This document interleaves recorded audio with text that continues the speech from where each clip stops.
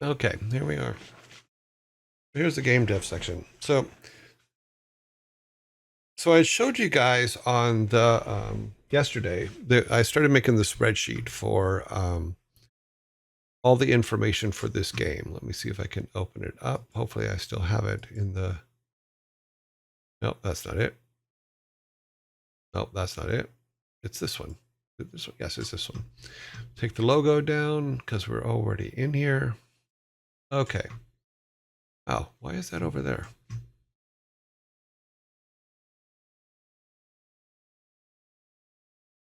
So we started putting this together, and when then I realized that as I was looking at it this morning, because I try not to add. Oh, we're going to go to an ad here in about a minute and a half. So I try to add things to it as needed, but I realized that when I put game, which has all the controllers, I put the characters in here. So what we're going to do is we're actually going to move the characters to their own. We're going to make their own tab for the characters. So let's do that real quick. And it's okay. It doesn't matter if it's spelled right. So let's go ahead and grab this here and then move it to that screen before the ads come. How about that? That way we can keep track of our characters, and we'll put our other ones in there as well. But these are our main characters that are doing stuff, and then we'll take them out of here. Delete. Okay. Okay. So that cleans that up. Then we can keep all of our game control stuff in here. So like we also have now we have a roll. So our character will be able to roll when we get to the new stuff, and that will help quite a bit. But I wanted to do that real quick. So another thing that I've noticed, and maybe I'll fix this. I'll see if I can fix this during the. Let me see if I can open it back up. Maybe it'll fix itself. No, it did not. Oh wait, it's gray again. Ah, okay, never mind. Because I had put the game design page up, but it was blank a little bit ago. So something happened with Miro, but we're still in the position where we're putting this. I put all of this stuff into the spreadsheet, and we're working on that, and we'll get to that. But I wanted to show you something else in that how using game theory and stuff like that, you can actually save yourself a lot of work for things that are repetitive processes. You know, from left to right, golden. Okay, sorry, that's something else. I'm going to cinemas. Have fun. Later. Okay, have fun. Okay, we are in zombie mode. So let's hold off on this. Left to right, Golden Globe, liked South Park episode, an hourglass. Helmet. Oh, did someone ask a question? What are those statues behind you? Okay. If you're going to ask me a question, please put @YearJoy on it, because I didn't see that question, but it looks like somebody else has answered it. So yes, from left to right is the Emmy for South Park, an hourglass. Do I have an hourglass back there? Yes, I do have my hourglass back there. Helmet from being a Blizzard for 20 years. Orcon Wolfback statue from Blizzard, and they're not sure about the rest, so we can look at it. But Tychus is back there. Let's see. Our famous Charlie Brown cup. There's a sorry, with the ads up, it's not really helping me describe this stuff, is it? We'll wait for ads to finish, and then we'll go over that. Okay, ads will end in 30 seconds. I'm doing well, Troy. Thank you very much for asking. Doing much better. Still a little bit foggy, but not as foggy as I've been in the last couple of weeks because I took the last of the medication on Wednesday, and it's still kind of clearing out of my brain. So, okay, last one is it's Tychus.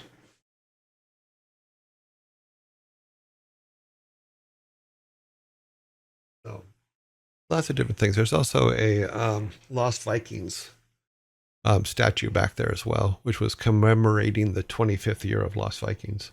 Oh, we're back. Okay. So for those of you that were away or in ads, someone had asked what the stuff is behind me, and we would have to go back to, when we go back to the main screen, we'll get there. So let's get on with this. I was talking about how to make things easier when you have a lot of repetitive things. Like in our particular case is every day I have to put up notifications on Twitch, on YouTube, a couple on Discord, and in all honesty, writing them is just a pain, because it takes some time. So I automated it, and that's what I was basically going to show you guys here, if I can get it up here. So here is, because it's all part of development, because you can use these kind of things for your development, for the developments that you're putting together. Let's see if we get this in the correct window. No. Okay, so let's go grab. We want Firefox. No, we want Excel. Excel design data. Nope. Excel, that one. Yep. Okay, so yeah. Oh, wow, we got it. We got an echo. Okay, so here's all the things that we put up every day, right? So, and you guys see these. So like when we start this, we put up this announcement here saying that we're starting great game dev. There's no dates and stuff in here. It's just straight out, but we could put a date in there. And then we also have, like, here's the one for Discord, so that when we're starting up, and it has the codes in it and all that stuff, and it has all that, as well as the dates. But what you don't see is that I've basically just made a thing here of things that will change. So if we say we got a new, let's just put this down here so I have it. Let's say we got a new code for Blackthorn today. I would change it here. Doesn't matter what it is. And then it automatically updates in all these places so that we can just copy and paste it for that day. So I put it back. You'll see on the right that that will change back. So it fixes all that code. But these are all the things. These are the things that are all things that we can change. And these ones are things that are automatically built. So like we have our streaming week, and it actually has code up here that actually says today minus plus or minus blah, blah, +1. It tells us what week it is, so that in this here, when we say stream 5 of week 14, all that is all automatically generated by formulas that just make it easier to do things. Yes, very easy to edit. You just add for that particular thing, you just update it. So like when we went to Superman, we went from Rock and Roll Racing to Superman. It was very simple because all we did, let me copy this real quick. Take Superman out for now and just put him down here. But if we went back to Rock and Roll Racing, all we really have to do is just take the Rock and Roll Racing code and do that, and it automatically updates everything.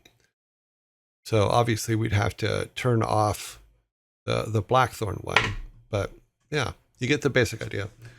So that's how I do a lot of things. So a lot of the stuff that we are doing, even when we're doing the raid stuff, a lot of the functionality is automated so that it's just easier for me to keep track of without doing. And all these dates are program dates, so they automatically fill in and all that stuff. And I can change, like even with the date, I can change the format to anything I want, because all I have to do is just say what the format is that I want it to be, which is up here.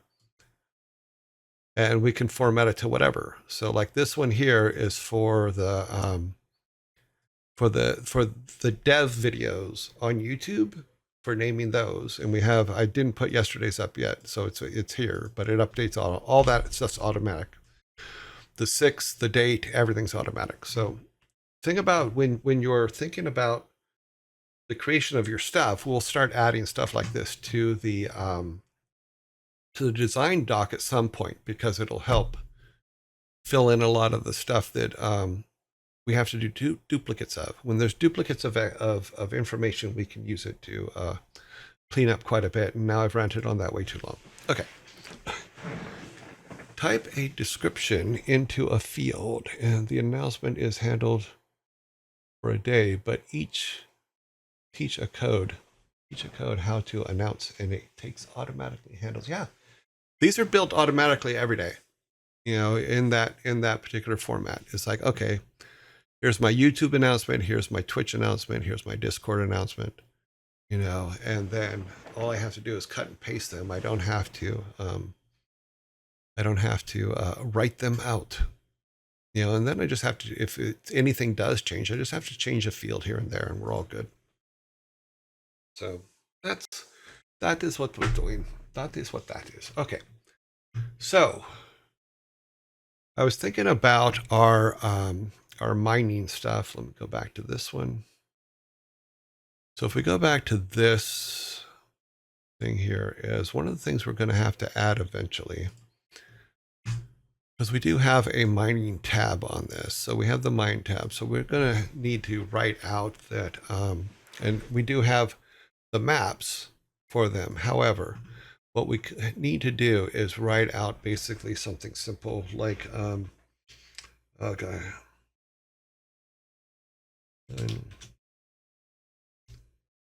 Number one. So if we do something, we do that, we know that we have, is it going to do what? Yes, good. Okay, so we have 16 levels. Haha, that worked like magic. Okay.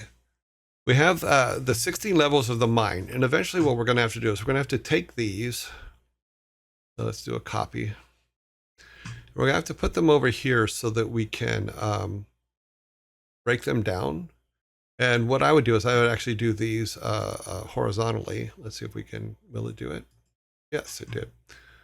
So now we can say, okay, what is needed for each of the mines, and we can start listing out what the mines are, and what things we can hope to accomplish. And then, obviously, I'm sorry, I'm a absolute nerd about stuff like this, but I will clean them up eventually. But we'll just do one of them for now, and then let's see, delete this one. So now we have our mines, and we'll of course be going all the way through and adding that in between them, but I'm not going to do it all now, don't worry. So we'll go there, pull it all together, and then, but we'll have to start listing things for the mines. So if we do a line here, we can name the line, we can name the, we won't name the mine level. What we'll do is we'll just put that there, and then say, okay, what things are on the first level of the mine? You would have to say the foreman's office, elevator,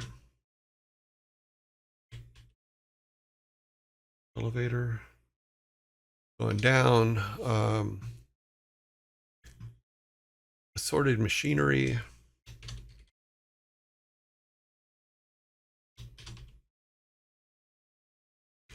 and yes, I'm well aware I cannot spell, so I will not argue that. I will accept that flaw.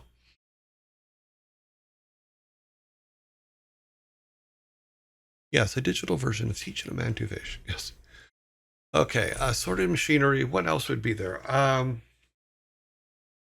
Okay, hat racks. The reason I'm just going to use hat racks as a way to say it here, but where they get their gear from. Like gear stores for like their helmets, their breathing equipment, all that kind of stuff. Because you want to, we don't want to really deal with black lung in this game. Okay, lockers. Yes, we'll put gear storage, but also personal lockers.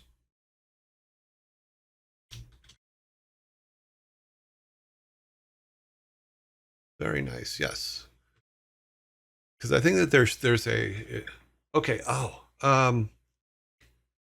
not decontamination, but showers, so they can kind of clean themselves before they leave the mine. Hello, LB. How are you? Haven't seen you in a while.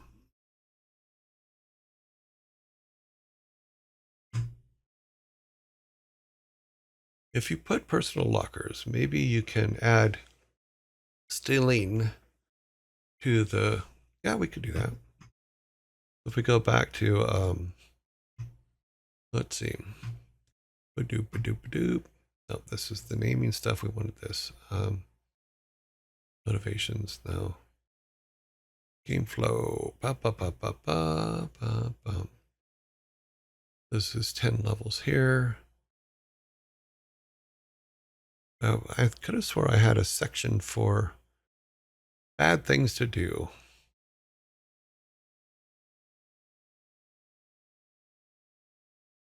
But we can just add it there.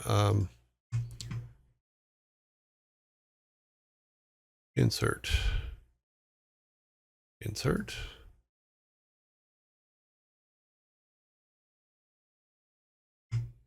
Format, clean.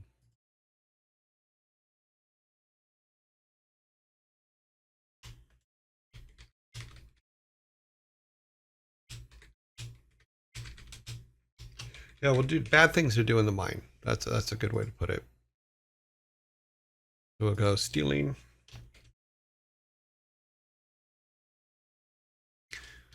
I spelled it that way because he does it very forcefully.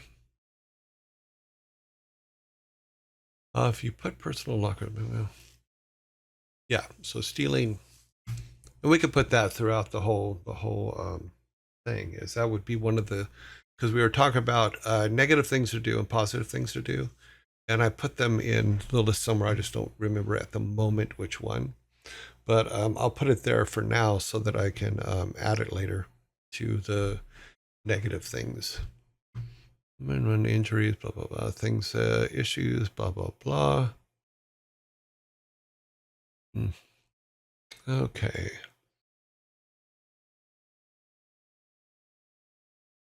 Level, blah blah blah blah. So, foreman's office, elevator, blah blah.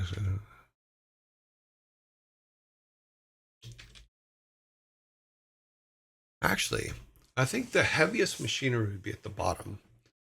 So if we go all the way to level 16 and we say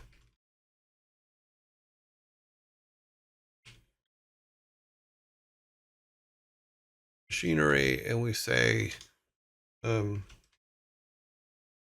our storyline, we talk about the family treasure and that the grandfather was hiding the family treasure and that the uncle couldn't find it. So what if we put the treasure that he's been looking for actually in the mine?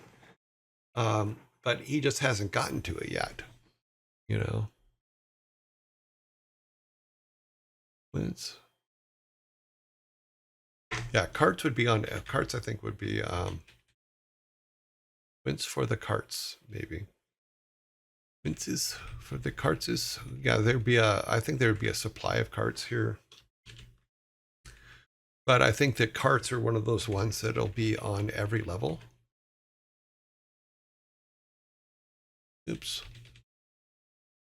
Because you're going to have to pull the whatever it is they're mining out of there. So carts, showers, hat racks, all this is above ground stuff. We don't have to have heavy machinery on every thing, but we could have a lot less here and there. Unfortunately, my family is from a coal mining state, but I've never lived there except for I lived there for 6 months when I was a teenager. But never been a coal mine, never had a coal mine, so I don't know everything about coal mining. But we can look it up, and what we'll do is when we get to the mines, we will look up stuff about coal mines and all that stuff. Because one of the big things about all this stuff is research. Yes, you really need to go out and do your research for the world that you've decided to put things in. Yeah, and you can only get the treasure if you have dynamite. I like blowing things up. Okay.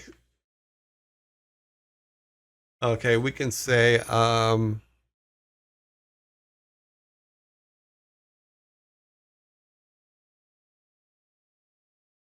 we'll just call it the explosives bin for right now. Oh wait, where'd it go? I just screw something up.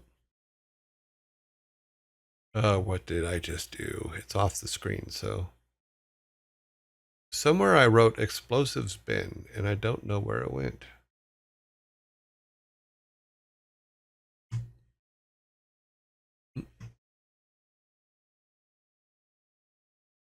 Okay. I thought I put it on here, but I guess I didn't. Nope.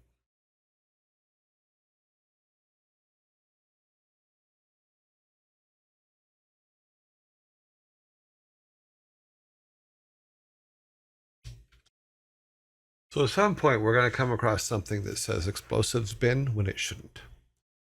So, okay. Music, FX, characters, story, forest levels. Okay, all that. Or sorry, game flow, forest levels. Things you can find, make a day-night cycle. Bad things. Okay, stealing.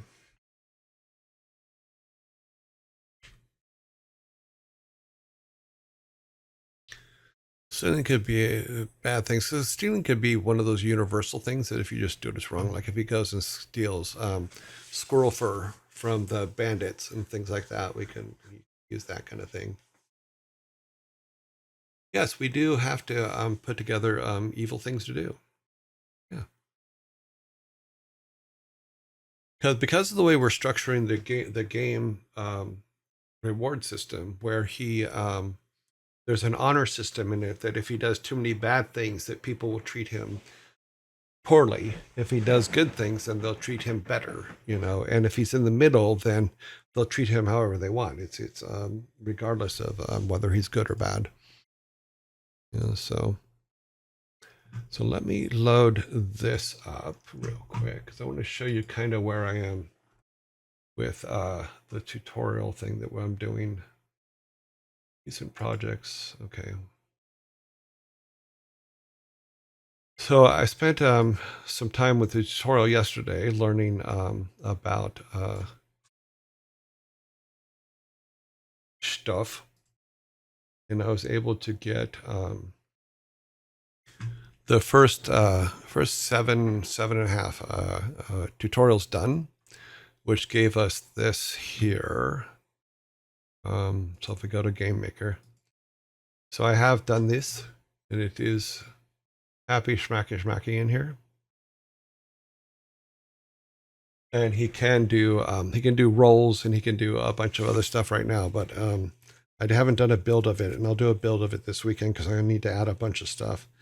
But I'm almost to the point with this where I can actually start building our town with this new style and with this tile set, just so we have it. And then we can start talking about dialogue and stuff like that, because that's another one that we'll have to do is for each of our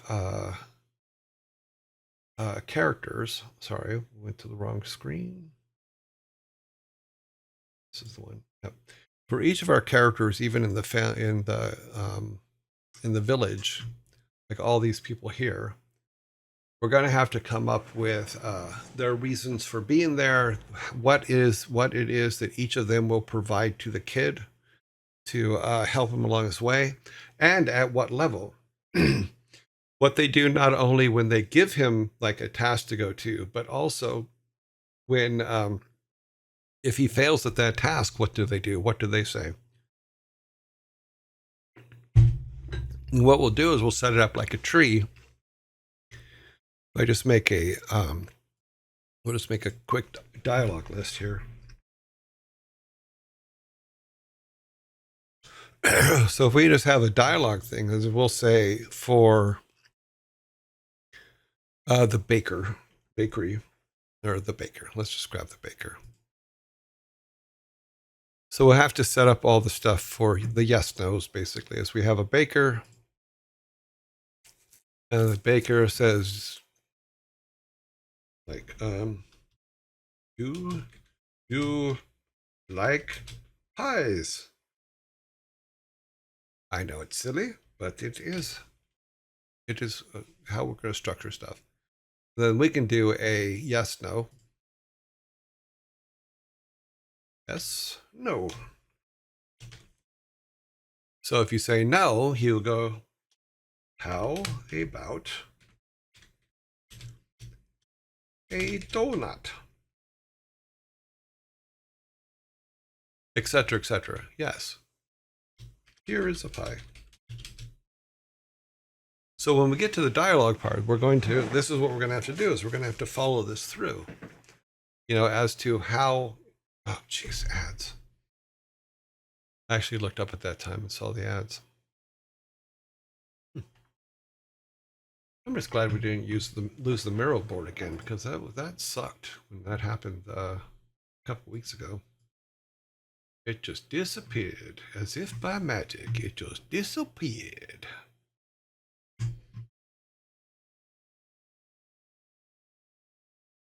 Bump, bump, bump, bump, bump.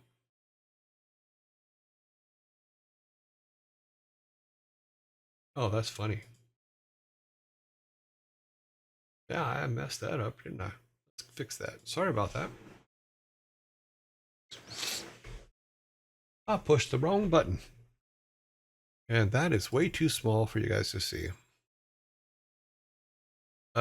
Triva Tree, thank you very much for the sub. Yeah, that's a little bit better. Yeah, so we'll make. Oh, jeez. Gotta wait another minute. Okay, perfect. Thanks. Sorry about that, but.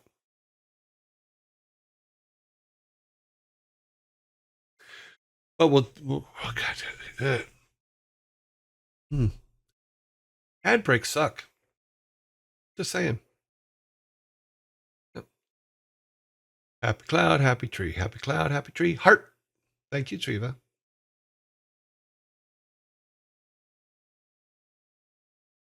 Look at this real quick.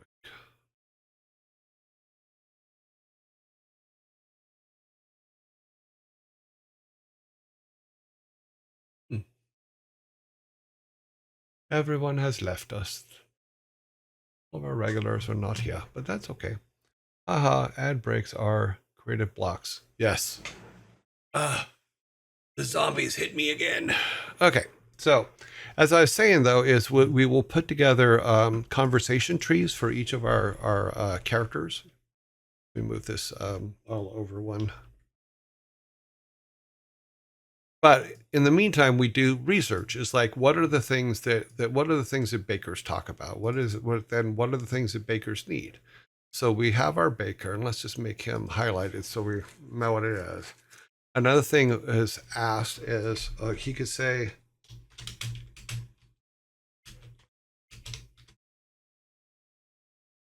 I am out of flour.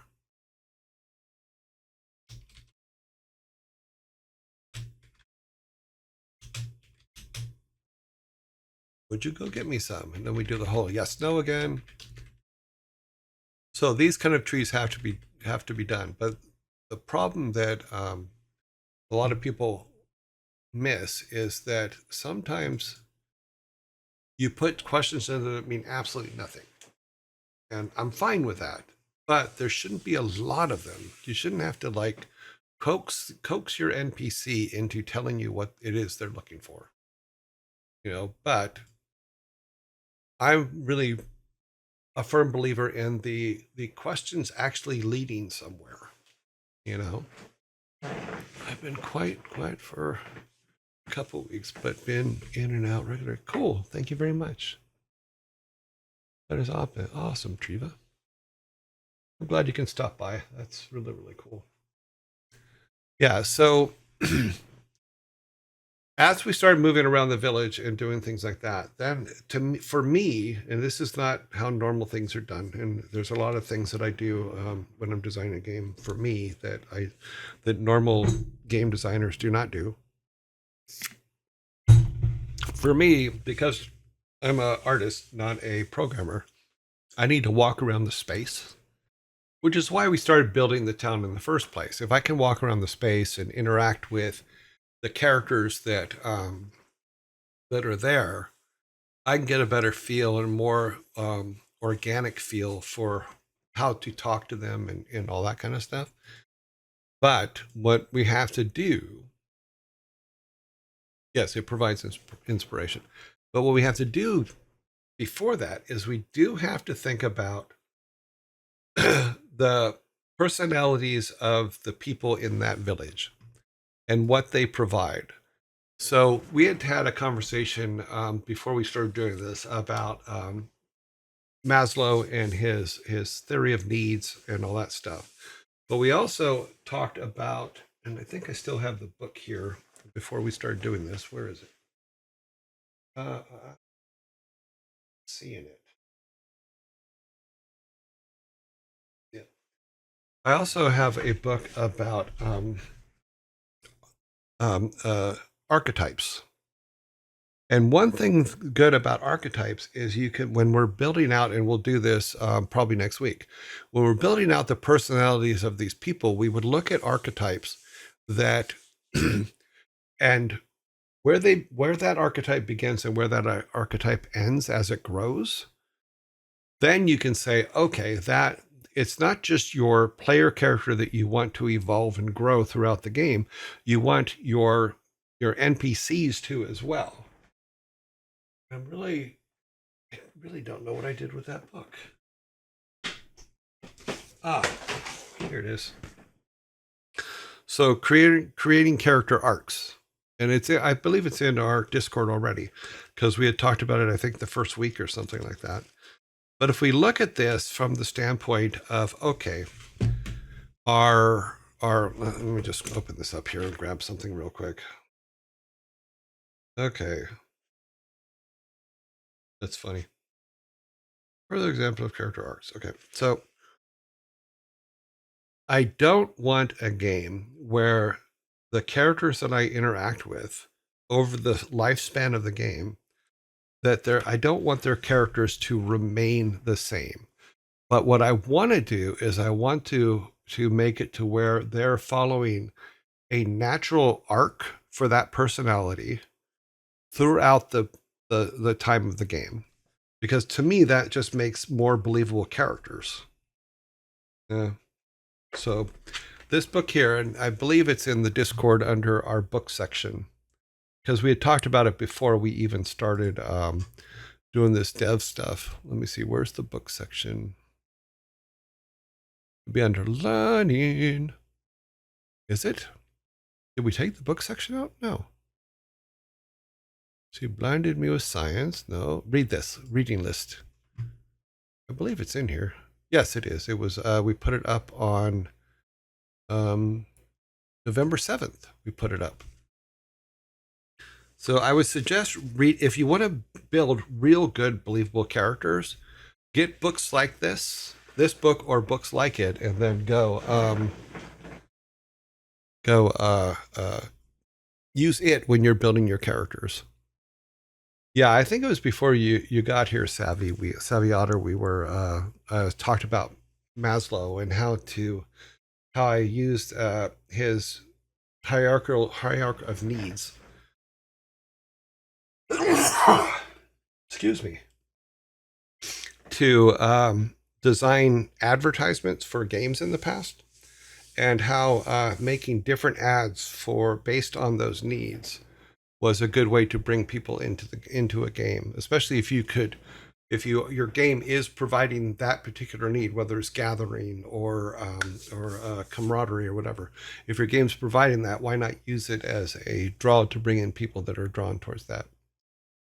Oh, okay. Thank you very much. I wasn't sure, Savvy. I knew that you had been around, but I don't. I know that we had talked about that. I just was making sure that. Yeah. Okay. Sorry. So yeah, so we're gonna have to do that for each of our characters, but let me rephrase that. For each of the most important characters, there are going to be some that are just like, have a good day.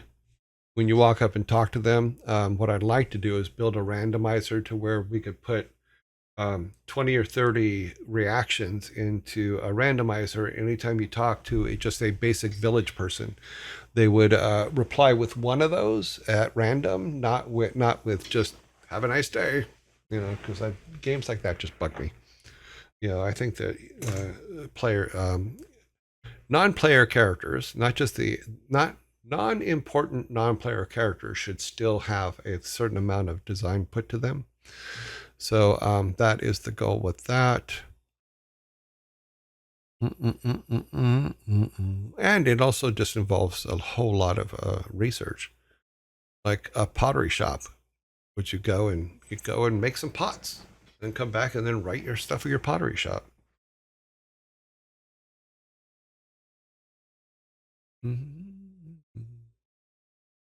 Having NPCs very incidental dialogue is always nice. Yes. Some things are not forever, like that stream. Huh? I missed something, I guess.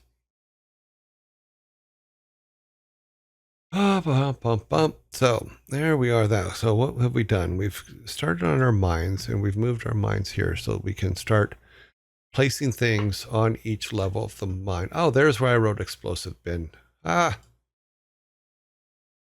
Explosives bin, and I already rewrote it with the proper spelling with an E. I knew it went somewhere. Too funny. We're way too far away here. So these are the things that we were talking about for the first level of the mine. So we have our foreman's office, the elevator shaft. Let's say shaft. Who's the man with the plan? Shaft. It's funny because the guy that sang the song Shaft for all the movies way back when was actually Chef on South Park. Hat rack. Okay, assorted machinery here and there. Hat rack and gear storage for the heavy equipment stuff. Showers, carts, explosive bin. Where did my lockers go? Okay, let's put that. We apparently screwed up lockers. Personal lockers.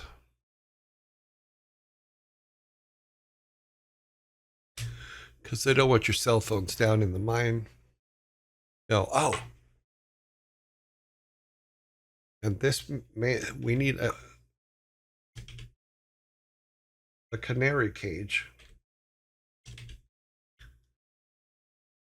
I probably spelled that wrong, but you get the drift, because you need canaries in a coal mine. That's what the song's all about. You could take the dialogue from the random NPCs a step further and make it dependent on conversation with main NPCs too. Yeah, you could. I heard you didn't want to get the baker flour.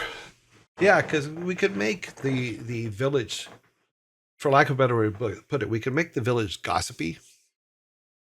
Are you going to make dialogue dependent on the morale system? Yes, that's kind of the whole point. And we had talked about this when we first put the morale system idea up, is if he's heavily on the negative side, then people are going to treat him that way. I think that's important. And then it's just like if he comes to town and he hasn't changed his clothes in a while and they're all ragged and dirty and stuff like that, I think that should be them going, dude, you need to wash your clothes or something.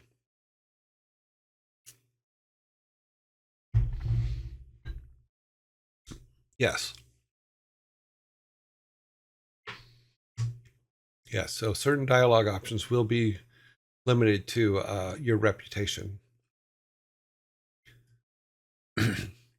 Okay, so let's see, 16 levels, which we got here. Got them over on the side. Things like, okay, okay.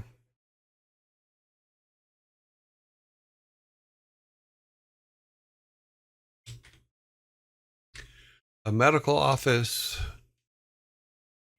slash first aid.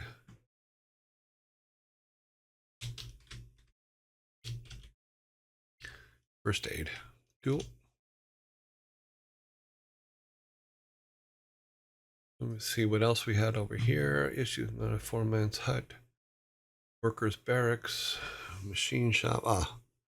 Machine shop can be on the first level.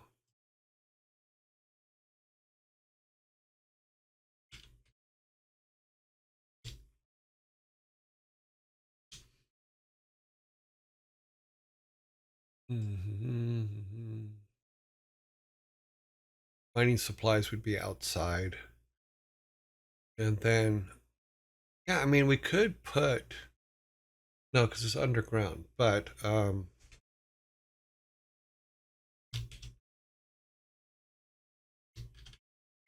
we could put a train staging area, which is basically when they're getting everything together to actually put it on the train to send it off. It may be, but we may find ways to trim it down. Right now, we're still in the throw everything at the wall stage. So, yeah, the dialogue tree is going to be massive, and I don't know. I know that in the tutorials that I'm doing right now, they do show some stuff about a dialogue, about having a dialogue with someone in the game. So I will be looking at that, but the data for the dialogue tree will absolutely be massive. You know, so we may need to find shortcuts for that, to where not everybody will know your reputation all the time. Because we could do it where it's a time thing, where we can do um, clusters of dialogue that replace other dialogue when you're in different things. So it's large, but it's not uncontrollable, because in the game memory it would we would replace it. Well, we can do that for the main thing. Yes. One of the things I'm thinking about is, yes, there will be the main path through the game that the player is supposed to follow, but there's going to be a lot of detours and dead ends and stuff like that for them to follow as well. And then as they're done, we can clear all that out of memory, and hopefully keep the game running without a problem. But like I said, it's a learning process here. I'm not worried about I'm not worried about whether the game can truly do what we're saying it can do on this page. I'm more worried about making sure that we get as many ideas as we can, so that when it comes time to cutting stuff, we can cut the right things and keep the other things. So, but a full path through the game, we will need to write that up. But for my brain, I actually need to be able to walk around the city in order to figure out what that path is going to be.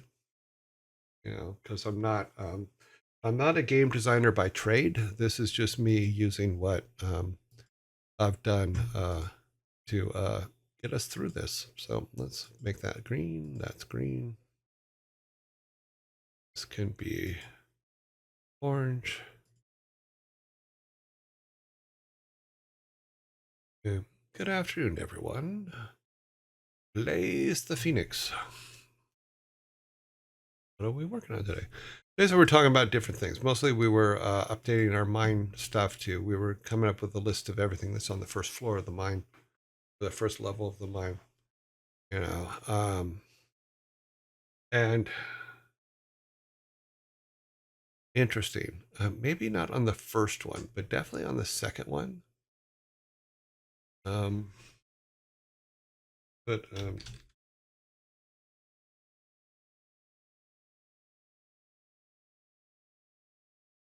what I'm thinking about this is if there's people that got behind, because in the old days, what used to happen is you would work at the mine, and then you'd only shop at the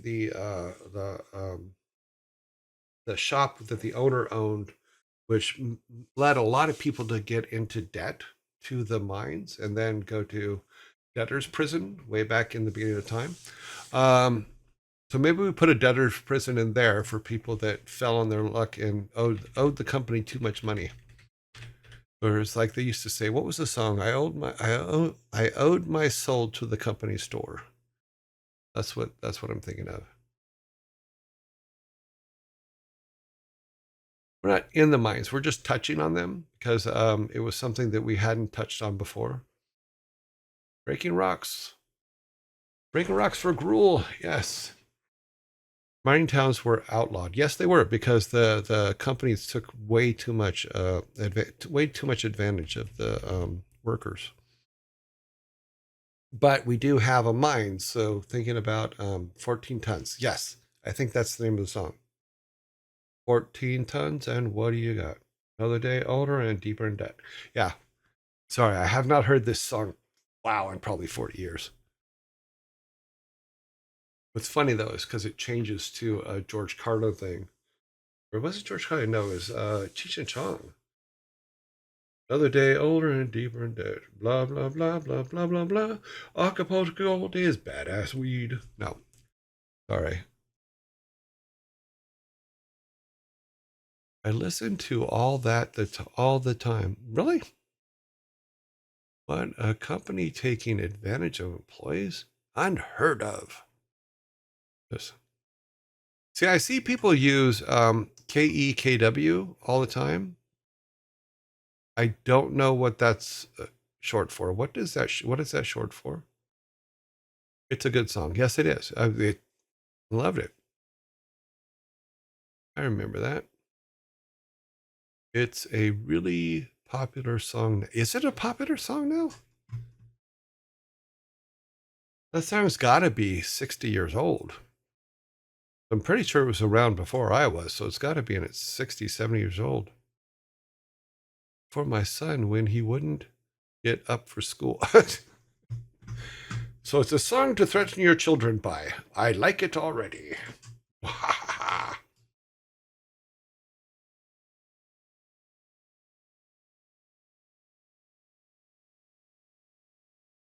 uh,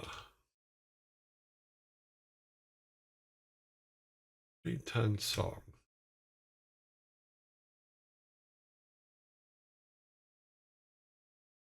Yeah, it was Tennessee Ernie Ford. It was released in 1946. That's hilarious that it's still around. Has become a popular emote that represents laughing when something hilarious happens. Oh, okay. Not short for anything. It's, oh, okay. Basically just new. Sorry, old guy. I don't know all your snazzy new age terms.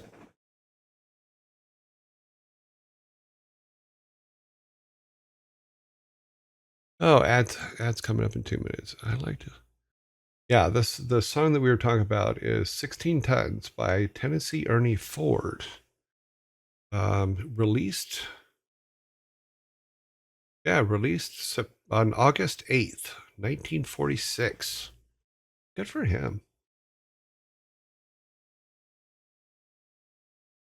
And people are like coming back to it and saying it's good.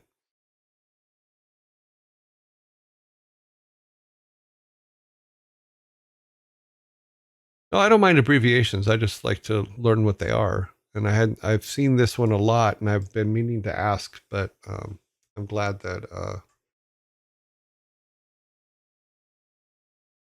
people could tell me. Okay, so yeah, so we got off on the song, but yeah, so debtor's prison, because that also gives our character the opportunity to save someone or save people. It's funny because I'm thinking about the Bruce Lee movie where he saves the imprisoned girls in the bottom in I think it's the Chinese Connection or something like that. Yeah, that's I actually made a commercial based on that movie. Ah, when I did the Scream parody that I showed you guys a while back, I also on that same video I did a couple other commercials for different things in the game industry that I thought was funny. And zombie. Here is what the Alliance sees when the Horde says laugh out loud in open chat. And wow. Okay, cool. Ads are running. Ads are running. Well, make them run faster. Where are we at on our list? Oh, we've lost more people. Okay. Our following right now is 11,975 of 13,000. Subs are at 77 of 100. And bits are at 880 of 17,000. It's funny because it seems like it's very high, but the last goal that we set was 15,000 or 15 or 16,000. I don't remember, but we seem to make that. So we'll see how we do on this one. But we will still show up. We will still do the job. Yet is my favorite new fangle slang. Yeet. I'm doing my part. Cool, impolite lad. That's awesome.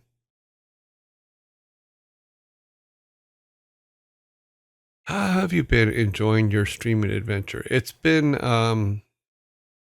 extremely fun. There have been some difficult moments without a doubt. I'm still kind of adjusting to doing all this talking, but that's why I'm always better when you guys are actually talking to me than if I'm just sitting here going on and on and on, because I can get nerded out and forget to talk and forget to say things and stuff like that. And even when I'm playing, I forget to talk while I'm playing the Super Nintendo games. Both Thor and Loki will tell you that I do not. I'm just not a talky guy, and I'm still adjusting to that. The most difficult part is when I got sick in December, and it carried on until it looks like it's clearing up now, but now we're off medication as of Wednesday, so everything's getting there. It's just practicing. Each time you say it's been, my mind adds on 1 week since you looked at me. You just got to bring those songs together. Isn't that? Yeah. It's been, and there you go. You can live with that song forever. Just like yesterday, I woke up with what was the name of that song? It's a Crosby, Stills and Nash song about a train. Okay, I'll remember it later. But it was the first time I was apparently listening to this song in a dream, and when I woke up, the song stayed with me, which I just like, okay, why? I've never had that happen before. I thought that was interesting. I'm assuming usually my brain just resets when I wake up and turns all that stuff off.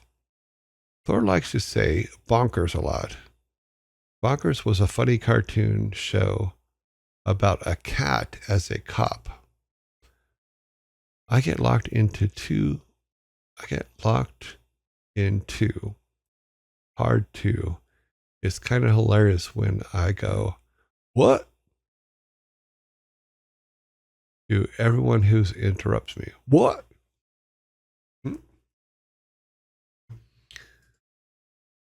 So yeah, so let's see, where are we at?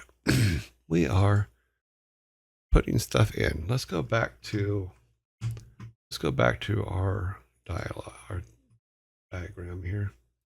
We bring this to the front so I can see it. So yeah, so things we had in the minds. I will refer back to this stuff because it's stuff that I need the visual for it. So one of the things what I'm going to do is let me do a split screen here. Make this a little bit smaller. Grab it here and move it over this way. Oops. And that's how you mess up your background.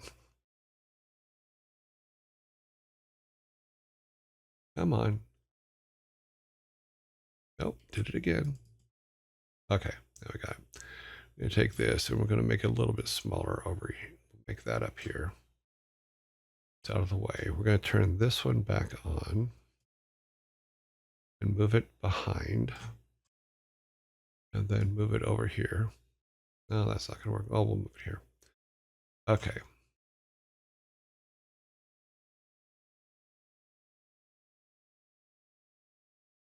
A little bit smaller and then duck this on up.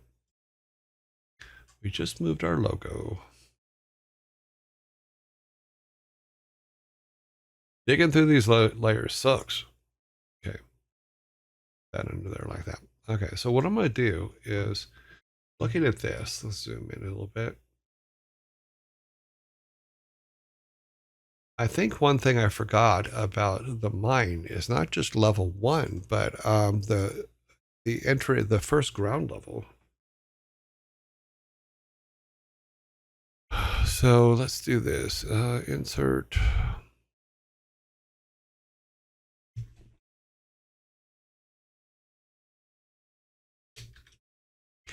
And I think I was trying to shove too much stuff. So we can do that. Sorted maze, rack. No, that would be on the next level down. Carts, explosives bin would be on the first level. Personal lockers. No, that would be on the second level with showers and stuff.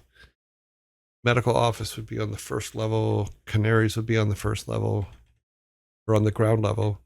Machine shop would be on the ground level, and then the train staging would be on the ground level. So let's take all those out.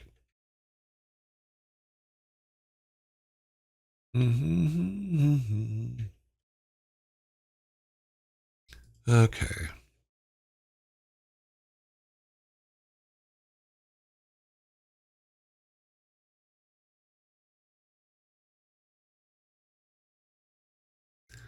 Okay. Boom, boom, boom.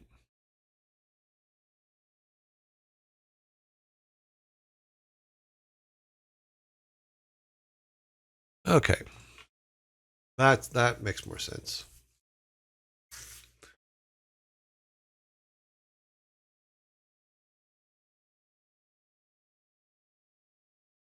Why is there a Copilot for Excel? Because it's owned by, like you said, it's owned by Microsoft. It's Microsoft Excel. So yeah, they've incorporated Copilot into everything. I've never used it, but yeah. Yes. I think it's actually in the name. It's Microsoft Copilot, isn't it? But yeah, it's in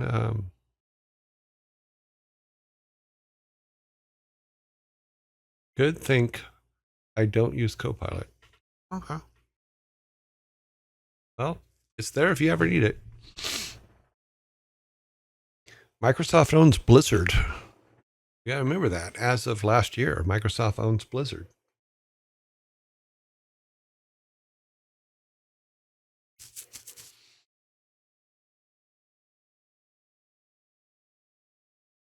Yeah, when when Blizzard went up for sale and Bobby Kotick sold out last year, sold it off last year, he sold it to Microsoft. Well, Microsoft's not buying out everybody. There's other companies that are doing their best to buy everything up too. You know, it's just like Tencent. Tencent owns a lot of parts of a lot of game companies. You know, and people don't realize that. Yeah, fair.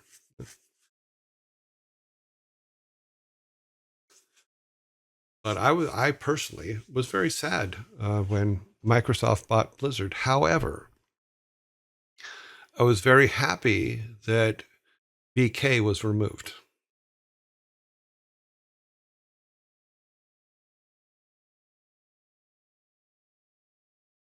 Well, hopefully Blizzard is not something that will be killed off, and hopefully they'll be able to get some wiggle room to try to come back to what they were before. You know, I really miss Jan and Bob Davidson. They gave us a lot of freedom.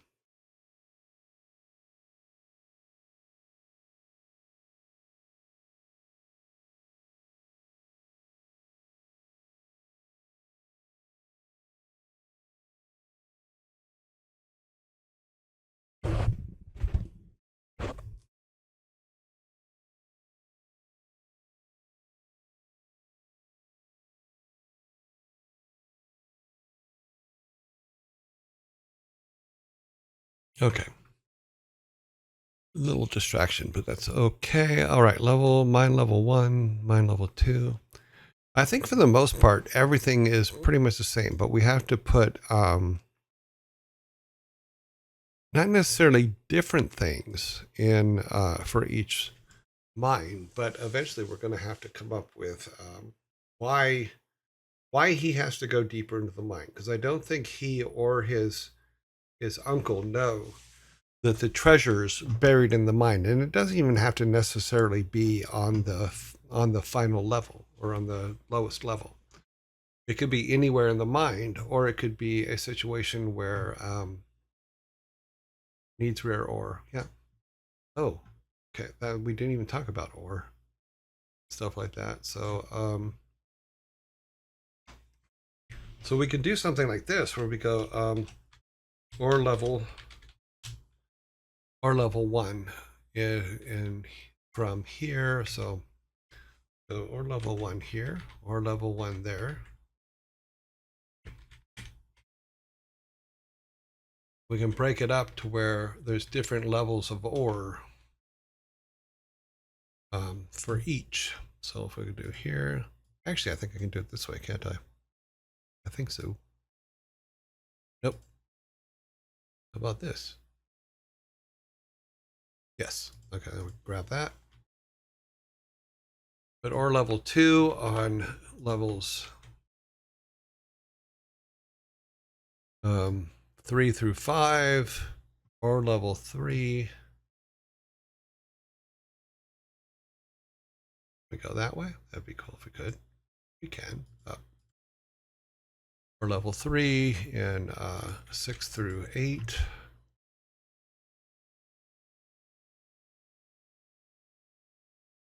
Four. Then we can get more into the exotic levels of ore levels. What was the word you used over here? I really like the word. What was it?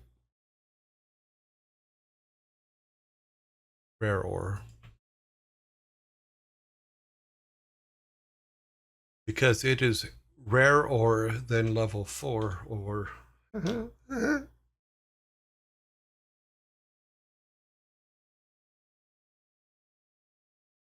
we can do the same thing where it's rare ore 1 and then a little bit of rare ore 2 on here. Then we grab 2. We're at 13, so it actually could be a couple more there.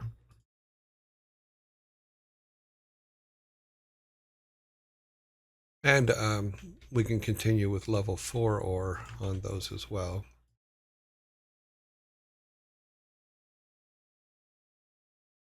So you can still get level 4 ore, but you can also get rare ore for a rare ore time. And okay, I'm not going to continue with that. Hopefully they can bounce back. It seems they came out. Blizzard kind of. It seems when WoW came out, Blizzard kind of died. I don't think that's true. Hopefully they don't get the same way at Bullfrog. That company also made some awesome games. Yeah, there were a lot of good companies that made some really, really good stuff. The problem was, and I think I talked about this yesterday, the problem for me was when the game industry started making more than the movie industry, then business people started paying attention and it became more of a business than a love for making games.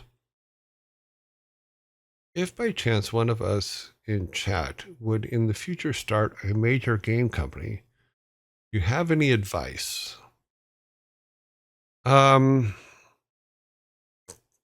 the first piece of advice I would give you is keep absolute perfect track of the money, where it's going, where it's coming in, all that stuff.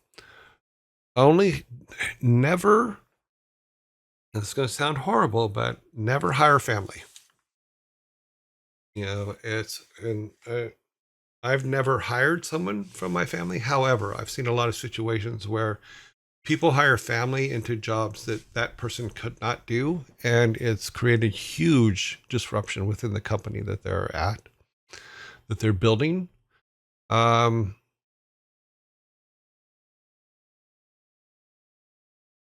the next one is hire people better than you. Always hire people, and this is what I've said to my hiring managers at the companies I work for: is if you ever bring me a resume of someone who's not better than you, then we're not hiring them. So always hire people that are skilled and are proficient in the job, and you don't have to hold their hand, and that knows something about what they're doing. So at Blizzard, we used to say, okay, do you play video games? Okay, that's one step, yes. So there was not a single person at Blizzard that did not play video games, even in the early years when it was just consoles were out there. Even Christina had a Super Nintendo system when she came in, and basically became uh, the receptionist, office manager, more clearly what she did. The voice of the deep. I must dig deeper. I must find the owner of that voice. Hmm. Hmm. Yeah, so let's continue with this here. So we go, okay, then we can do a thing like this where we have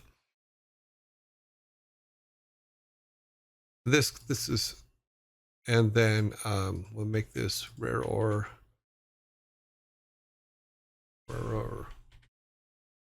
X.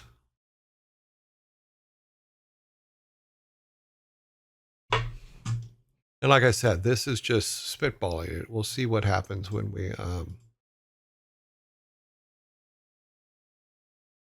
start cutting the other ones out to where it's mostly just ores, and then we can attach things you can do based on the ore that you have. And we'll give it certain properties and stuff as we're going on.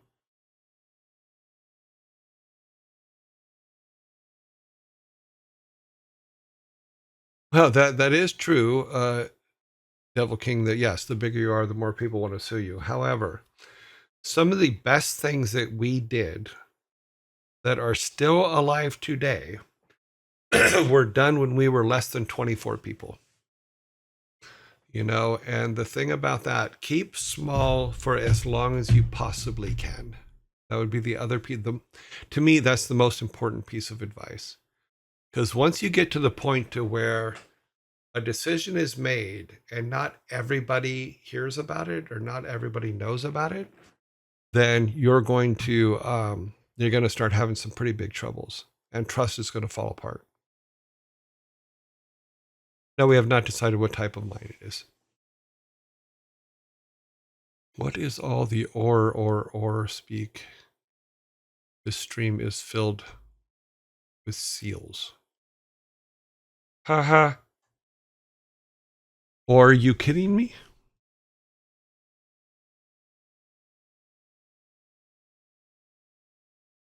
I never thought.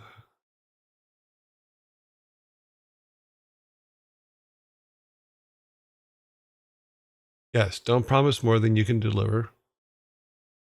Although I would say that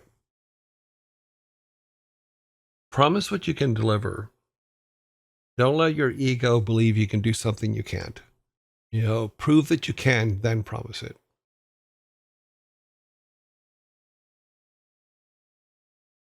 Yes, Nano, I am Thor's pops. Both Thor and Loki are my children. I only had two because that's all we needed. The world could not take any more. Making games has always been a business. The problem is that a creative business cannot be run at the same standards as the other businesses. Creativity flows from freedom. That freedom is what gives it quality. I mean, I understand your sentiment, but the thing is we were very lucky. Mike and Ellen were both programmers and both absolutely brilliant, but they also had the creative side. They could look at creative and understand it and understand why that creative thing had to happen. Whereas some people are 100% business only and don't look at what actually is going into making the products that they have. Their job is to just sell it no matter what it is. If I've had executives from other companies say to me flat out, I don't care what we're selling it. We're selling it. My job is to sell it. Don't care what it is. Don't care how good it is. My job is just to come in here and sell it. Carbon is neat. Okay, well, we'll put let's put it here. Of course, then we have to find a reason why carbon is needed in our world. Both are carbon, just one is very compressed. Yeah, because we can use the U128. No, I forget what the numbers are. We are carbon mostly, I think. Carbon is flexible and definitely neat. Yeah, that's not to me. Staying small is good. Yes, absolutely. Plus you can also share the wealth. One of the things that took us a long time to do, and it didn't happen until StarCraft 1, is the company being able to share some of the profits with the employees. When StarCraft came out, I think we were 50 people, and it was massive. That first not that first profit sharing check that we got was just scary, but by the same token, it was great. Yes, Loki is low-key. Yes, he is.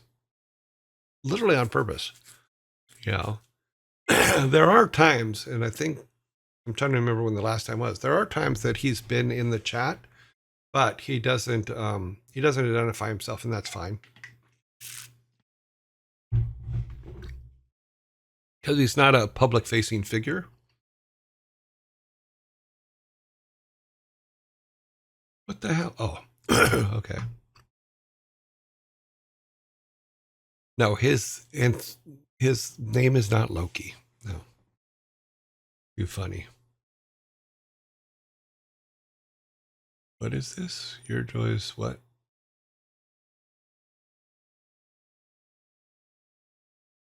No, and neither is Thor.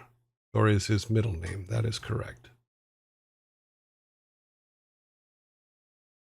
Hearing that hurts. Why? Troy? I'm not a big fan of big companies buying up little developers because they just kind of get swallowed up. But little developers can do a lot of real good and they can make a lot of really good stuff. And there's different reasons for them to sell to bigger companies than you think. Carbon or carbon? Cardon. I don't know. Did I mention I can't spell? I'm pretty sure I said it many, many times. I think they don't have very many employees, but still they do all this stuff. Searching it up, it says they had 200. Oh, cool. Yeah, Valve was I think Valve was actually the first one that I remember hearing about actually sharing the wealth with their employees on a very large basis. It's carbon. Sorry, I put a D in it.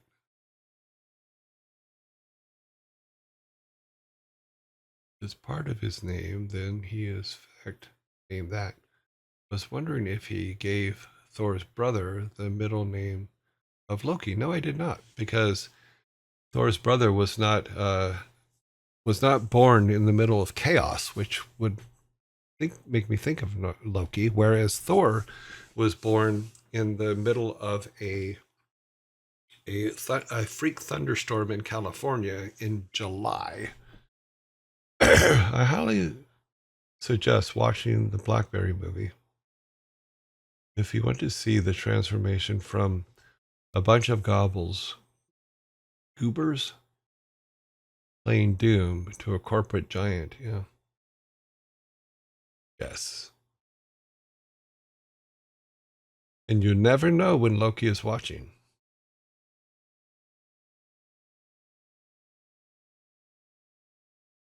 I think it's insane when I read it.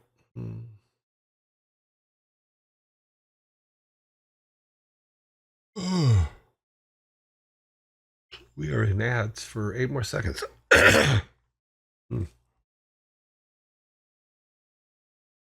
He could be in this very room. He could be any of us. He could be me. He could be you. He could even be. Nope. Yes, he lives a low key life. I'm kind of glad you don't name your other son Loki. Loki, you would have brought the end of the world. Oh, funny. Yeah, I think if I remember correctly, Valve did a lot of really good stuff for their employees very early on. So good for them. And yeah, keeping it small and manageable is going to be a godsend for you. Once it starts getting too big and you have to have managers on top of managers on top of managers, and then meetings about meetings and all that stuff, then it just gets to be, okay, we're done. You know, the point where you can still call everybody into the room and make a decision and everybody go do it is it's the amount of stress you don't have because of that is great. Maybe you have it's so the reaction of the fire with the carbon can help facilitate the production of mana and allows magic to be cast.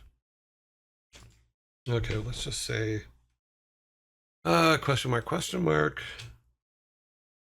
plus fire equals magic. So we'll put that just as a maybe.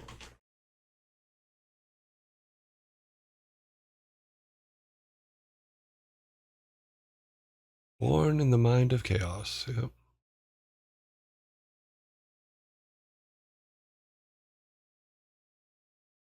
Yeah, 79 people run Steam. That's awesome. It's a good manageable size.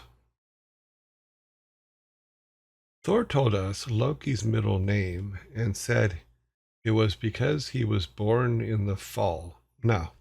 Nice fishing though. That was pretty good.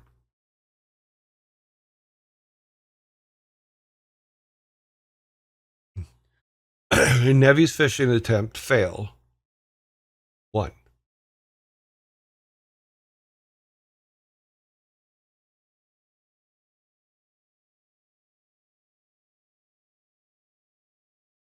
Yeah, stay away from the spotlight. It's in your best interest. Okay, nothing else here to me, so let's go back to what we were doing. Okay, yeah, so something that's brought up is can we take the carbon element, mix it with fire or other things, and do I wouldn't say magic, but maybe we go let's expand on that even a little bit and go water um plus earth. No, because then it would have to, because it's already buried, but we'll say certain minerals.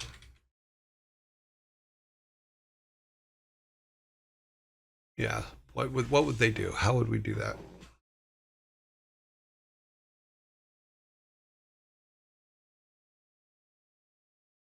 Okay, where are we at? Okay. did some crazy things, turning into a woman, just randomly killing people. What? But agreed to disagree. Well, not sure what that was about, but okay.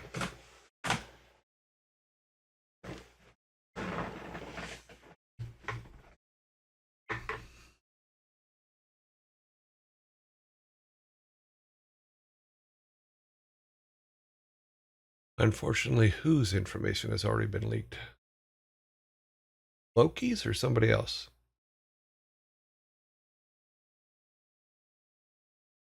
Oh, I think you guys are talking about somebody else. Okay.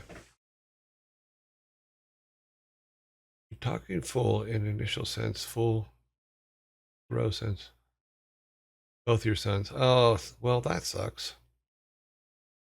And find these people that are better than you. There are nobody's better than anybody. Get over yourselves. How does one find these people that are better than you? You interview them. You know, what I mean by better than you, I mean bring me people that I don't have to listen to you complain about them not knowing what you know, about them pulling you off of your schedule of tasks to help them with their schedule of tasks. That kind of situation. You don't want to be in a situation where you've hired someone that you're babysitting every single day. It gets crazy.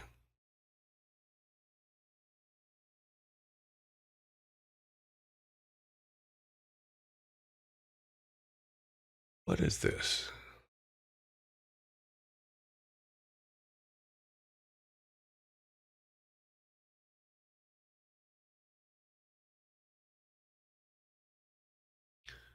Both of your sons. Oh, that sucks. Okay, better than you.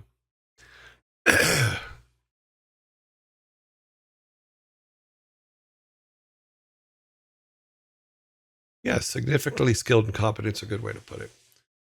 You know, but from a manager standpoint, though, is I think it's important for a manager to be able to look at resumes and stuff like that and talk to people and things like that and know that that person is someone they're not going to have to babysit every day. You know, because a lot of managers will hire people that they do have to babysit every day. And then it just drives them crazy. And then they want to kill each other at the end of the day.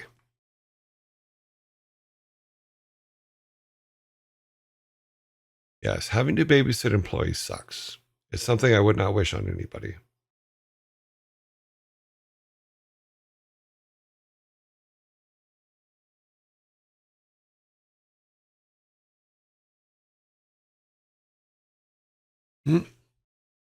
Well, that's a different thing altogether. Because here's the deal: you can do a manager can come in and just say, "Just do your job," and that is something that you hear a lot. But usually, it's because the employee isn't doing their job. You know, and there are employees, and I've been guilty of this a couple times myself, where it's like, "Oh, I'm doing something," but oh wait, shiny object. Oh, let me go play with this shiny object. Let me go try something new. And sometimes I've been very lucky in that it's turned into a huge thing, a good, decent success. You know, it's made the lives of people around me better in regards to work environment and stuff like that. And other times it doesn't. And my boss just has to come in and say, "Do your job." I'd use an example from the fact that I was the first person ever written up at Blizzard, meaning on a HR basis, written up and threatened to lose my job. And it was when I was going through my divorce and I wasn't doing my job. And Alan wrote me up because he was told by a psychologist, write him up, make him responsible for his job, and it should snap him out of it. And it did. As I was losing everything else, but in that moment where he wrote me up, I'm like, oh my God, I can lose my job now too. And I'm like, that's not happening. You know, I'm not going to lose my job. I'm going to straighten my shit out. So, I'm guilty of being distracted by shiny objects as well. It happens. In all honesty, it happens to everybody. Because even with stuff on here, it's like I'll be doing something and we'll be working out something. I have to be more precise going forward as to the things that we're going to talk about in game dev every day, because I do, like we are now. We've been going for a while now, and I'm chasing shiny objects when we're supposed to be doing. I'm supposed to be coming up with stuff for this, but no, I'm chasing shiny objects, and my brain is going, ooh, let's play with that. Let's touch this. Let's do that. But we're all built that way, and it's okay to be that way sometimes. Just not all the time. Because there comes a time when you have to stop and do the job. But I am looking forward to getting our town and stuff like that we built in Toby. We pull Toby up here. Let me make sure I have Toby. That's Toby 2. We're going to bring back Toby 1. Save changes. Nope. We're not saving nothing. Okay, so if we go back to Toby 1, which is Game Maker here, and we say, okay, let's go to our town. So here's our town that we threw together. When I start with the new tutorial and start building our town in Toby 2, where we can interact more with it, walk in and out more, design, because I was thinking about it with the smaller shops and things like that. We could make those just to where it's the roof comes off of it and you can go in and buy things, and then the roof goes back on when you walk out, and then only have full rooms for ones that are bigger, that need bigger rooms. But if you're going into the bakery just to buy a muffin, you don't need a whole bakery setup and room to do that.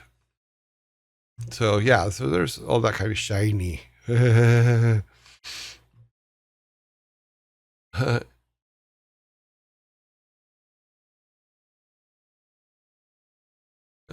I don't believe in better or worse, just different skill sets. Yeah, but you have to prove they have the skill set you want. One of the things that we did early at Blizzard was someone put in here. Sorry, Maker. Don't believe in better and worse. Just different skill sets and mindsets. Yes, that is true. However, when you're hiring an artist to be an artist, you have to know they can art, for lack of a better way to put it. We had a guy very early on at Blizzard who used someone else's portfolio to get their art job at Silicon and Synapse way back in the day, and he was horrible. Everything he did had to be fixed. It caused more work for everybody else around him, and then one day we had, Alan was clearing out portfolios from his office, and because you get a lot of them. Back then, people used to just drop portfolios off and you would read them, but you'd have to get rid of them. And one day he was going through them all, and one of our other artists said, why do you have my portfolio? I don't remember giving you a portfolio for this. And he goes, what are you talking about? This is what's his name's portfolio? He goes, no, it's not. That is all my art. And then, and we're like, wait a minute. So it explained why the kid couldn't art, even though he presented that he could art.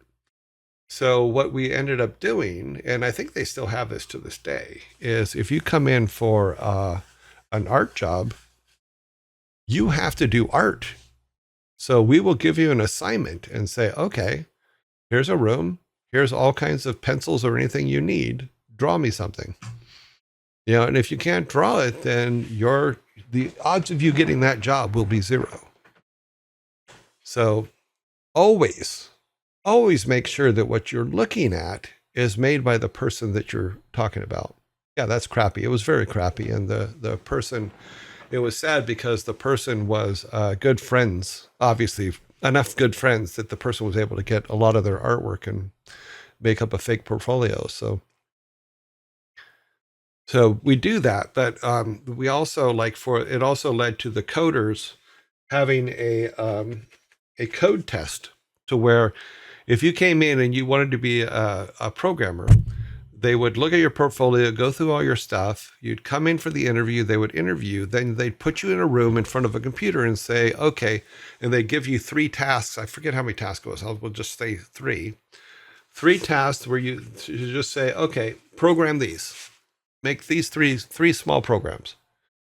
And you'd be surprised how many people could not do it. Same thing with the art, where they say they have this great talent and all that stuff, but they can't prove it on the day. Pass these trials 3 and you shall pass. What is your favorite color?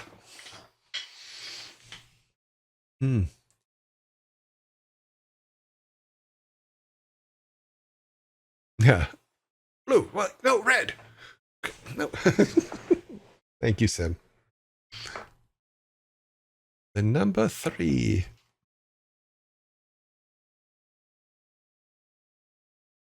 Ah, too funny. Great movie.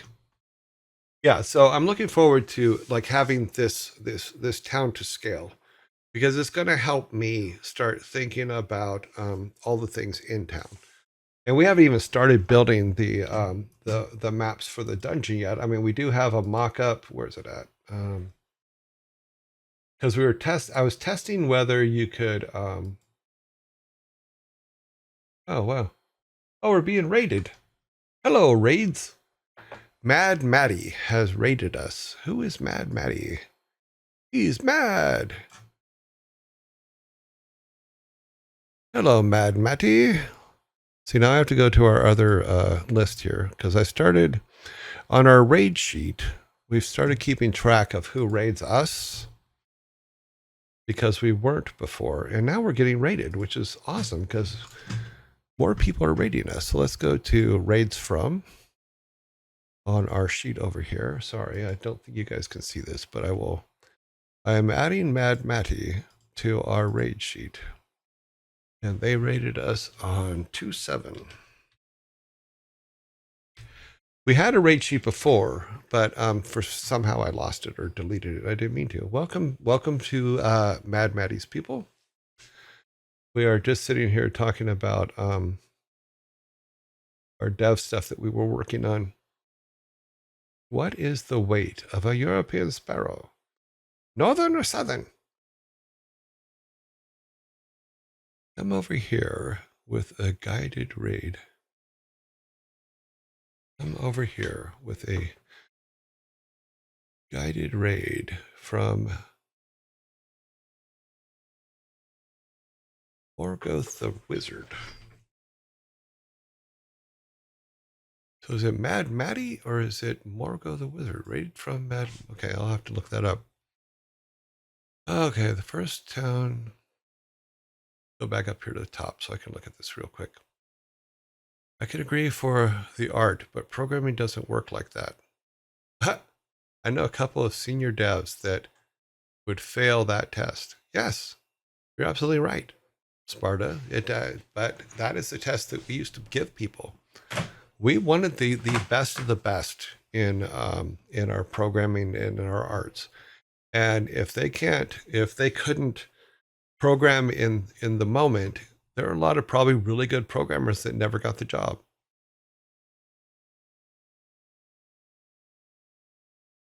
Yeah, I know. That's the way I program. I mean, I'm not a programmer, but I will go and look up 1,000 things before. So Maddie Mad is rating with a party of 92. Thank you very much, Maddie Mad. I appreciate that. That is very cool. Raid. Oh, they've got artwork for it, everything. Hey man, what's good? What's okay. I'll let alien dance. Okay. What is the weight? Okay. Northern or southern? Okay, I'm catching up with stuff here. Come over here and go to raid. Hope you're having a great stream, man. Thank you very much, Maddie. I appreciate it. Mad Matty. Yeah. Someone made the reference, how do you kill that which has no life? If I tell you, I will die.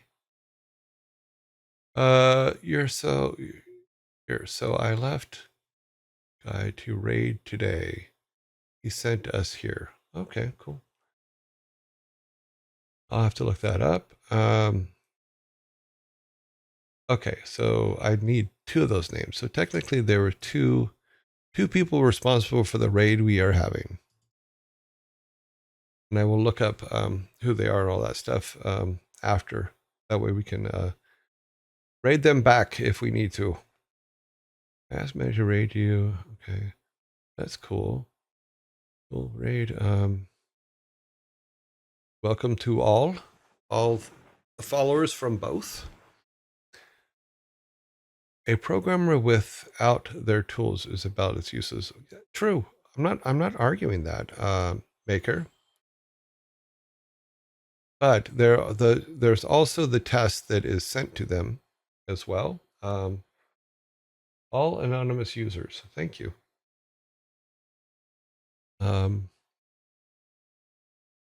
It was a very different time period back when we did that. We started that in the 90s, I think it was. The same thing with artists. I mean, artists without all the tools that they like to use for drawing and stuff like that are useless as well. But that wasn't the point. The point was just to show that they could do something, because there was a situation where someone took somebody else's portfolio to get the job. Is also Pirate Software's dead? Yes, I am. Every day. Yearlings. Yes. That's how I found out about him. Okay. Okay. The chat is just going out of control wild. We're going to go to ads here in a second. But I'm trying to keep up on all this. I think I finally reached the bottom though. Yo, I get gifted. Thank you. Not sure what that means.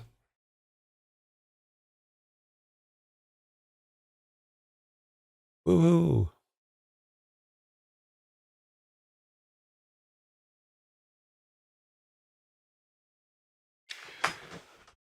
No, the ads are run automatically. I don't have anything to do with them. My thing is telling me that they're starting in 5 seconds, but more than likely it'll be like 25 seconds. Waiters, if you look at background real closely in the picture, you can see South Park character. Ah, not anymore. Ha.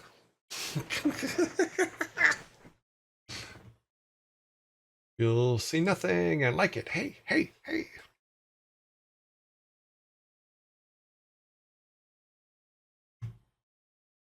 You've been zombied. Triva, transformed to a lurker myself. So definitely feel that. Love the love from the raid. And so thank you from me. Yes, thank you very much. Morgoth the Wizard. And Mad Maddie. That was perfect timing. Wasn't that hilarious? Look closely at the background. Ah, tricked you. Haha, you look closely at the background. You'll get nothing and like it. Hey, hey, hey. I love little timing things like that. They just happen. They're very cute. You can still see through. He. You can't see through well. You can see Tychus standing there, and a little bit of Harrigan, but you cannot see everything behind me on my shelf. Ha ha.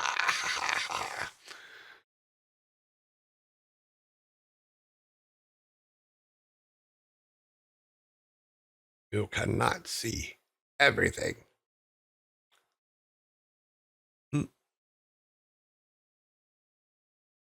So we got, well, how many seconds here? 6 seconds left on this. Okay. Alrighty then. So I was going to show this map. This is what we were talking about a minute ago. Is I really like that. I like this that Game Maker does this, in that you can pull up, like if we took our little maps that we put together in here. Let me go back to what we were talking about before the raid happened.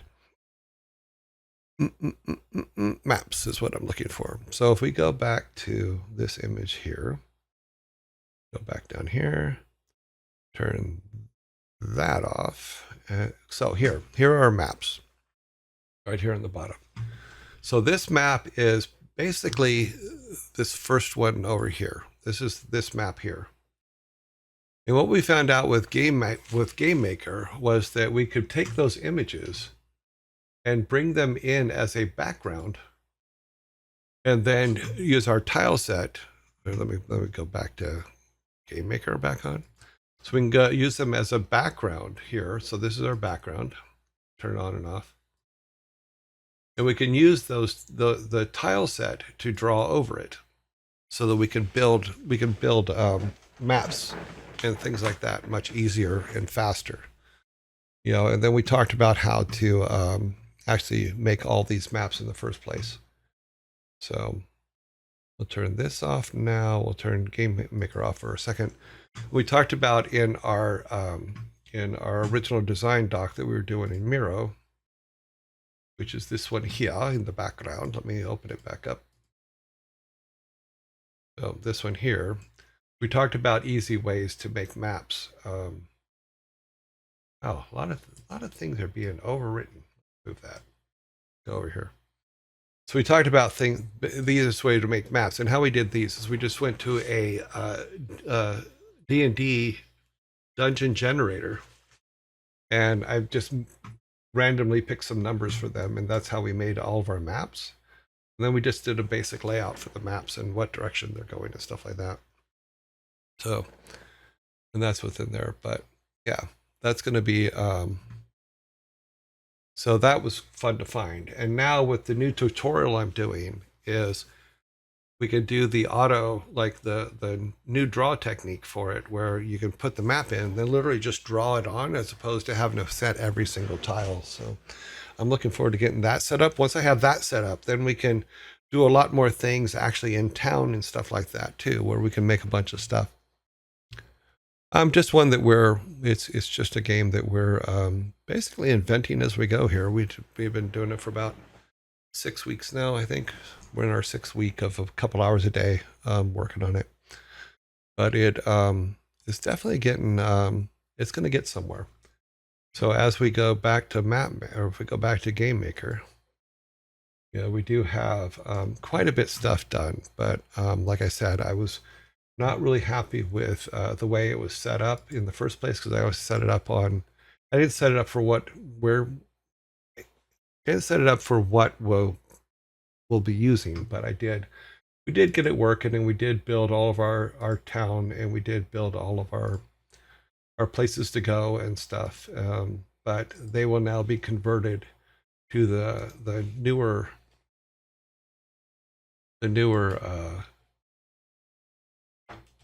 program with the newer tutorials that I'm working on. So we'll get back to that, and then we'll start building out the mines and stuff like that, because we will need to at some point stop and build some tile sets and things like that, which is gonna, I don't know, maybe we'll just do quick ones that can be replaced later. So maybe if we make the foundation for the tile sets for the mines, then later all we have to do is replace the art, and then hopefully it'll automatically update.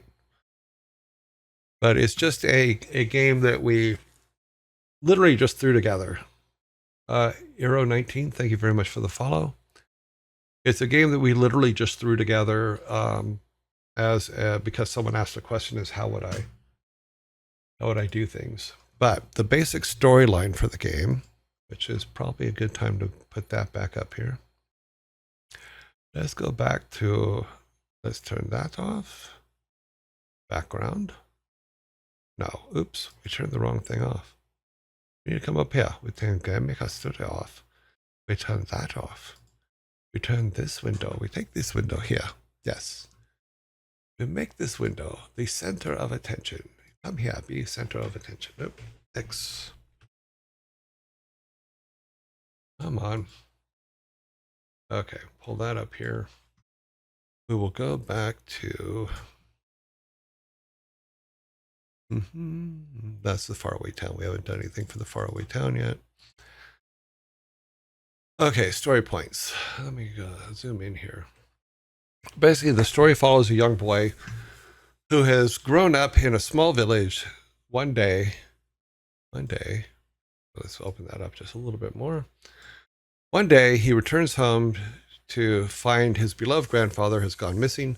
Determined to find him, he sets out on a journey to uncover the truth about his grandfather's disappearance.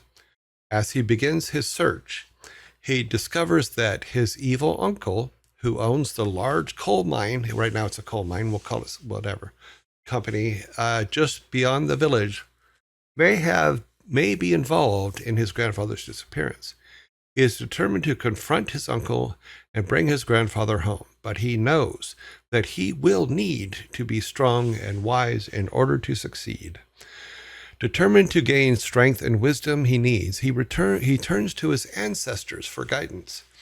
He visits the family tomb, where he speaks with the spirits of his 9 ancestors. Each ancestor teaches him a valuable lesson and gives him the ability to level up in strength and wisdom. As he continues on his journey, he encounters many obstacles and enemies, including bandits and corrupt officials. He also meets new friends who help him along the way, including a wise monk and a skilled blacksmith. As he levels up, he becomes stronger and more skilled in combat, and he also learns valuable lessons about honor, loyalty, and the importance of family. Eventually, he reaches the coal miner company and confronts his uncle, who reveals that he had kidnapped the grandfather to force him to reveal the location of a hidden treasure. The boy fights his uncle and his henchmen, freeing his grandfather and recovering the treasure. With the help of his ancestors and new friends, the boy is able to bring his grandfather home and restore peace to the village. He decides to use the treasure to help the village and the people who helped him in his journey. The game ends with him returning to the family tomb, where he thanks his ancestors for their guidance and looks forward to a bright future for himself, his family, and the village. That is the game we are working on. I hope it helps. I hope that makes sense. It seems to make sense. Well, I'm not sure that this game will ever actually be released, so it's not about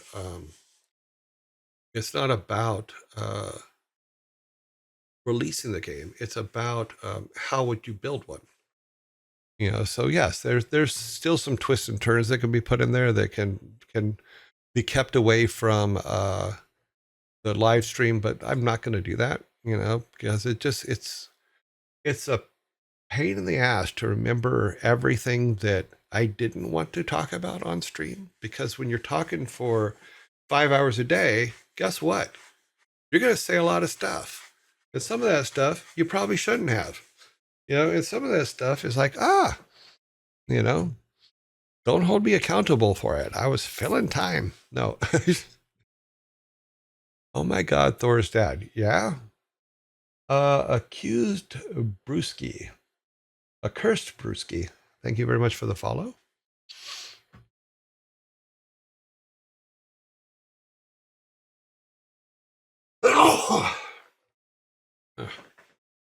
Yeah. Gotta run, but followed in. Okay, cool. Cursed Brewski. Thank you very much. Yeah, we're pretty chill here. So if you're looking for big, exciting, every the sky is falling, let's light each other on fire kind of stream, that's not us. You know, but if you just want to hang out and have some talk, then yeah. Good day and all the wonderful yearlings. Great Uncle Anne. Hello, Great Uncle Anne. Welcome. I'm sorry I changed your name. But welcome in the house. You are in the house. Great Uncle Anne. Oh, we love chill. Oh my God, my opinion. Okay, cool. Okay, great. Okay, what time is it? Okay. So we did get some things done today. I know it doesn't sound like it, but we actually did. We did get some ideas for the mines put up. I think accelerating the types of ore that we get are good, and I think that figuring out not just the value of them if you were to sell them, but also what they can be mixed with. So what kind of potions, for lack of a better way to put it, can be made, which means that we might want to talk about. Let me put it in this part here. No, this is just game controls and stuff like that.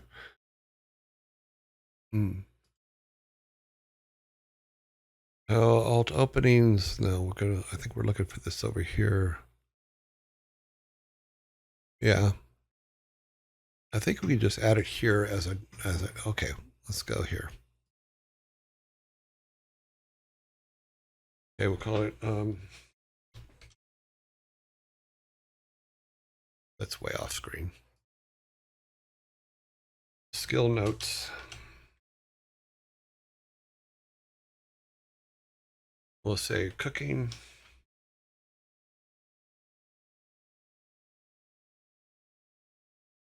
Potions.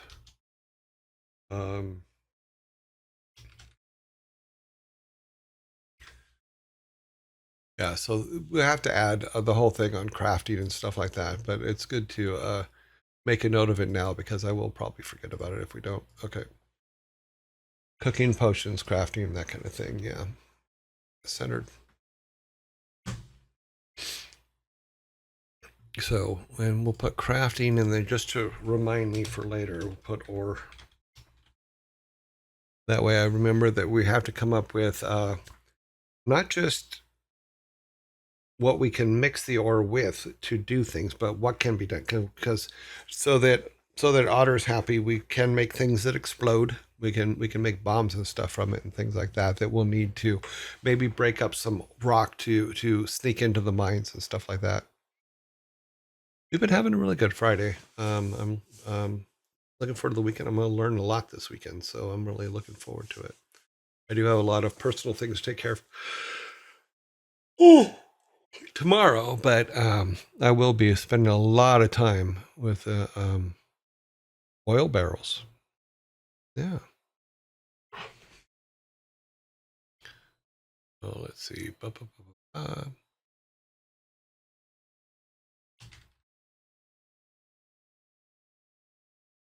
We can also think about the fact that one of the reasons why you have canaries for a coal mine is to discover if there's gas in the coal mine. So we could say gas bombs too. That's just things that we can make. So something like that we can add.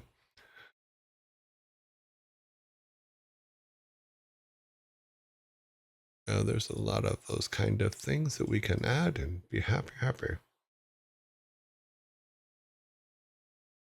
Yes. Cave-ins? Oh, let's go back to the mines. Yeah, cave-ins would be a big one too. So let's put that in our mine page. I think I had a bad thing say, yeah.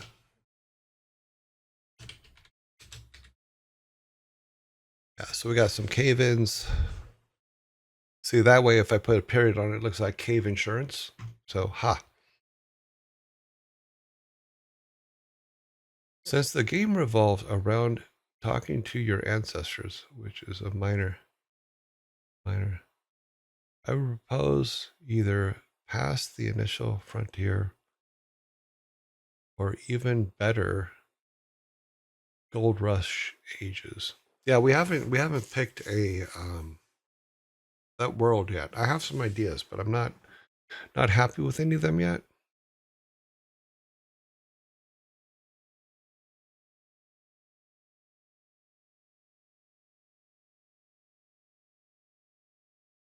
Yeah, you can evolve the caves by doing cave-ins or things like that. It also can give you some quests of delivering message of people trapped in a cave-in to people at home and things like that, or people in the village.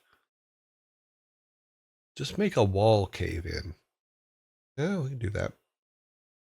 We'll put cave-ins, and then as we build the mines, we'll get more ideas on what kind of caves and how the cave-ins could be affected, and then how we resolve those cave-ins. All right, so we are pretty much done with this for today. Let's bring our logo back up. Let's turn off everything behind it. So that's where we are for today's dev part. We've been going for a couple hours now, at least. Yeah, because we're already behind schedule. So we're going to go ahead and jump to our end of day event,